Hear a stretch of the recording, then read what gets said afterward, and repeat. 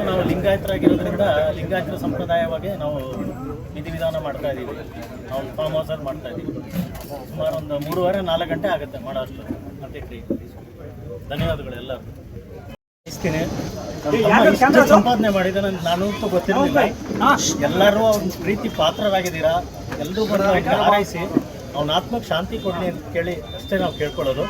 Cremation ಬಂದು ನಮ್ಮ form ಹೌಸಲ್ಲಿ ಆಗ್ತಾ ಇದೆ. ರಾಜಶ್ರೀ ಫಾರ್ಮ್ಸ್ ಅಂತ, ಗುನ್ನೂರು ಅಂತ, ರಾಮನಗರ ಕನಕಪುರ ಮಧ್ಯದಲ್ಲಿ ಬರುತ್ತೆ. ಅದು ರೋಡಲ್ಲಿ ಗುನ್ನೂರು ರಾಜಶ್ರೀ ಫಾರ್ಮ್ಸ್ ಅಂತ, ಅಲ್ಲಿ ಅಂತ್ಯಕ್ರಿಯೆ ನಡೆಯುತ್ತೆ. ದಿಲೀಪ್, ಧನ್ಯವಾದಗಳು ಎಲ್ಲರಿಗೂ. ಧನ್ಯವಾದಗಳು.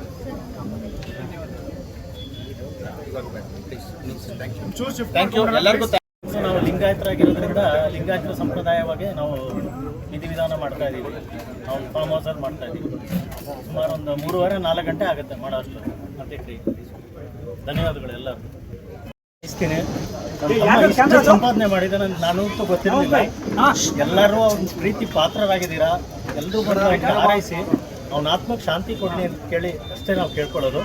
ಕ್ರಿಮೇಷನ್ ಬಂದು ನಮ್ಮ ಫಾರ್ಮ್ ಹೌಸಲ್ಲಿ ಆಗ್ತಾ ಇದೆ. ರಾಜಶ್ರೀ ಫಾರ್ಮ್ಸ್ ಅಂತ, ಗುನ್ನೂರು ಅಂತ, ರಾಮನಗರ ಕನಕಪುರ ಮಧ್ಯದಲ್ಲಿ ಬರುತ್ತೆ. ಅದು ರೋಡಲ್ಲಿ ಗುನ್ನೂರು ರಾಜಶ್ರೀ ಫಾರ್ಮ್ಸ್ ಅಂತ, ಅಲ್ಲಿ ಅಂತ್ಯಕ್ರಿಯೆ ನಡೆಯುತ್ತೆ. ದಿಲೀಪ್, ಧನ್ಯವಾದಗಳು ಎಲ್ಲರಿಗೂ. ಧನ್ಯವಾದಗಳು.